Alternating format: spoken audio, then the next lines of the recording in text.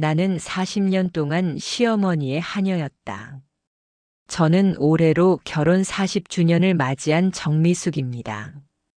24, 꽃다운 나이에 남편 김태우를 만나 결혼했죠. 태우 씨는 당시 대기업에 막 취직한 유망한 청년이었고, 저는 은행에서 일하는 평범한 여직원이었습니다. 우리의 만남은 친구의 소개로 시작됐어요. 3번의 만남 끝에 그는 저에게 청혼했고, 저는 망설임 없이 받아들였습니다. 미숙 씨, 나랑 결혼해줘. 평생 행복하게 해줄게. 그의 약속을 믿었습니다. 하지만 그때는 몰랐어요. 그 행복이란 단어가 얼마나 허울 뿐인 것이었는지. 결혼식 날 화려한 웨딩드레스를 입고 제 인생에서 가장 행복한 순간을 맞이했다고 생각했어요. 하지만 그날 밤 시어머니께서 우리 신혼집을 찾아오셨습니다.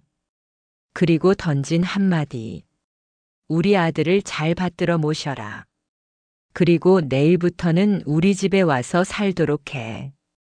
태우 씨는 그저 웃기만 했어요. 제 눈빛이 당황스러움으로 가득 차 있었을 텐데 그는 외면했습니다. 어머니 말씀대로 해. 어머니는 혼자 계시기 힘드셔. 다음 날 우리는 짐을 꾸려 시댁으로 향했습니다. 그곳에서의 제 삶은 마치 하녀처럼 시작됐어요. 아침 5시 시어머니보다 먼저 일어나 아침 식사 준비. 남편 출근 도시락 준비. 시어머니 아침 수발. 집안 청소. 빨래. 시장 보기. 점심 준비. 시어머니 점심 수발. 저녁 준비. 남편 퇴근 맞이. 시어머니와 남편 저녁 수발. 하루가 이렇게 끝났습니다. 미수가 이건 좀 짜다. 다음부턴 소금 적게 넣어. 며느리, 이 옷은 이렇게 개는 게 아니야. 다시 해. 아들 양말에 구멍이 났다고. 내 관리가 소홀한 거 아니냐? 끊임없는 지적과 명령. 처음엔 시집살이가 다 그렇겠지라며 스스로를 위로했어요. 하지만 그 시집살이가 40년간 계속될 줄은 몰랐습니다. 결혼 3년 차 저는 아들 현우를 낳았습니다. 그 순간만큼은 행복했어요. 내 아이를 위해서라도 이 집에서 버텨야지라고 다짐했죠. 하지만 아이를 낳고 나서도 제 처지는 달라지지 않았습니다. 애는 내가 키울 테니 넌 집안일이나 해라. 시어머니의 말씀이었습니다. 제 아이를 제가 키우지 못했어요.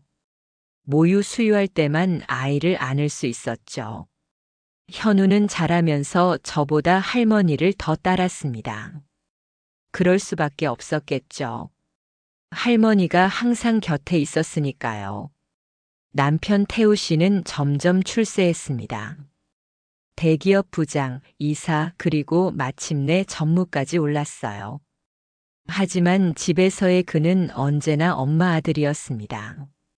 시어머니의 말씀이라면 절대적이었죠. 태우야, 내 와이프가 요즘 내 말을 잘 안 듣는다. 좀 가르쳐라. 그럴 때마다 남편은 저를 서재로 불러 훈계했습니다. 미수가 왜 어머니를 힘들게 해? 내가 이렇게 바쁜데 집안일까지 신경 써야 해? 저는 참았습니다. 눈물을 삼키며 참았어요. 우리 현우를 위해서, 그리고 어쩌면 남편을 사랑했기 때문에. 세월이 흘러 현우는 대학생이 되었고 저는 40대 중반이 되었습니다. 어느 날 아들이 물었어요. 엄마, 왜 할머니가 엄마한테 그렇게 대해도 참아요? 난 보기 싫어요. 그제서야 깨달았습니다. 제가 참는 모습이 아들에게 상처를 주고 있다는 것을. 하지만 그때도 저는 말했습니다. 현우야, 가족이란 건 참고 이해하는 거야. 현우는 대학을 졸업하고 해외 유학을 떠났습니다. 어쩌면 이 집을 떠나고 싶었던 걸지도 모릅니다. 그렇게 또 10년이 흘렀습니다. 제 나이 60이 되던 해 시어머니께서 뇌졸중으로 쓰러지셨습니다. 병원 입원과 간병. 그 모든 것이 제 몫이었죠. 남편은 바쁘다며 거의 병원에 오지 않았어요. 미수가 어머니 잘 모셔. 내가 병원비는 다 낼 테니까.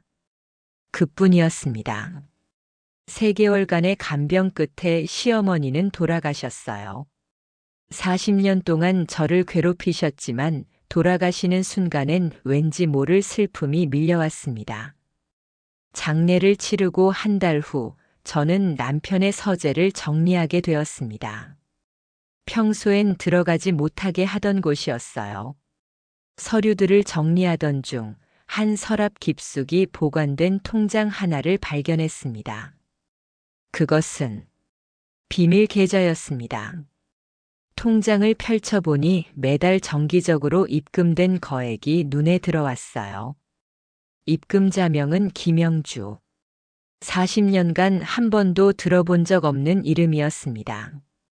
금액은 매달 500만 원. 40년 동안 꾸준히 입금되어 있었어요. 그리고 그 통장 속에 접혀 있던 편지 한 장. 태우 씨, 우리 아이 양육비 보냅니다. 영민이가 많이 크고 있어요. 당신을 닮아 똑똑해요. 순간 머리가 하얘졌습니다. 남편에게 또 다른 가족이 있다는 사실. 그것도 우리가 결혼한 지 얼마 되지 않아 시작된 관계였다는 것. 그리고 그 사실을 40년간 몰랐다는 현실. 며칠을 망설이다 결국 남편에 물어봤습니다. 퇴근한 남편에게 그 통장을 내밀었죠. 이거 설명해 줄 수 있어요? 처음엔 당황하던 남편의 얼굴이 이내 냉정해졌습니다. 알아서 뭐해, 이제 와서. 그냥 모른 척하지. 그 무심한 대답에 40년간 참았던 분노가 폭발했습니다. 모른 척이라고요? 당신이 바람 피우고 있었다는 사실을 40년간 몰랐는데 그냥 넘어가라고요? 남편은 한숨을 쉬더니 모든 것을 털어놓았습니다. 영주라는 여자는 그의 대학 시절 연인이었고 우리가 결혼할 무렵 임신했다는 사실을. 하지만 시어머니가 강력하게 반대해 저와의 결혼을 강행했다는 것. 그리고 몰래 영주를 만나왔다는 충격적인 진실. 미수가 난 영주를 사랑했어. 지금도 사랑해. 하지만 어머니 때문에. 내가 싫었던 건 아니야. 그저 말을 잇지 못하는 남편을 바라보며 저는 무너져 내렸습니다. 40년. 제 인생의 황금기를 모두 바친 이 결혼이 거짓이었다니. 그럼 나는 뭐였어요? 당신 어머니의 하녀, 당신의 가정부. 남편은 대답하지 못했습니다. 그 침묵이 모든 것을 말해주었어요. 그날 밤 저는 짐을 쌌습니다. 평생 모아둔 약간의 돈과 몇 벌의 옷. 그게 제 전부였어요. 남편은 말렸습니다. 미수가 어디 가려고? 이 나이에 어디서 어떻게 살려고? 그건 당신이 걱정할 일이 아니에요. 40년 동안 당신 어머니의 하녀로 당신의 들러리로 살았어요. 이제는 제 인생을 살고 싶어요. 다음 날 아침 저는 변호사를 찾아갔습니다. 이혼과 재산 분할에 관한 상담을 받았어요. 변호사는 놀라워했습니다. 40년 동안 몰랐다니. 그리고 이런 비밀 계좌가 있었다니. 확실히 유리한 입장이십니다. 소송은 1년 가까이 진행됐습니다. 남편은 처음엔 강경했지만 비밀 계좌와 이중 생활이 알려질까 두려워 결국 합의에 응했어요. 재산의 절반과 위자료. 생각보다 많은 금액이었습니다. 저는 그 돈으로 작은 카페를 열었습니다. 미숙이네라는 이름의 아담한 카페. 평생 시어머니와 남편을 위해 갈고 닦은 요리 실력이 빛을 발했어요. 손님들은 제 케이크와 커피를 맛있게 드셨고 카페는 입소문을 타기 시작했습니다. 어느 날 해외에서 귀국한 아들 현우가 카페를 찾았습니다. 엄마 정말 멋있어요. 이제야 엄마다운 모습을 보는 것 같아요. 현우야, 미안해. 엄마가 너에게 좋은 롤모델이 되지 못했어. 아니에요. 엄마는 강한 사람이에요. 40년을 참다가 이렇게 새 출발을 하셨잖아요. 현우는 외국에서 만난 여자친구와 결혼해 작은 회사를 차렸고 저를 자주 찾아왔습니다. 그의 아내 메간은 미국인이었지만 한국어를 열심히 배우고 있었어요. 현우는 제가 겪었던 일들을 메간에게 모두 이야기했다고 합니다. 김 여사님 정말 용감하세요. 존경합니다. 메간의 말에 가슴이 뭉클했습니다. 60이 넘은 나이에 새 출발을 한 제가 용감하다니. 저는 그저 살아남기 위해 몸부림친 것뿐인데 말이죠. 카페를 운영한 지 2년째 되던 어느 날 한 젊은 남자가 카페를 찾아왔습니다. 30 후반쯤 되어 보이는 그 남자는 저를 물끄러미 바라보더니 조심스럽게 말을 꺼냈어요. 혹시 김미숙 여사님이신가요? 네, 그런데요. 어떻게 저를 아시나요? 그 남자는 깊은 한숨을 내쉬고는 자신을 소개했습니다. 저는 김영민입니다. 김태우 씨의 아들이에요. 천둥이 내려친 것 같았습니다. 남편의 또 다른 아들. 그러니까 현우의 이복 형제였던 겁니다. 한동안 말을 잇지 못했어요. 죄송합니다. 갑자기 찾아와서. 하지만 어머니가 돌아가시기 전에 모든 진실을 알려주셨어요. 그리고 아버지가 돌아가셨다는 소식을 듣고. 뭐라고요?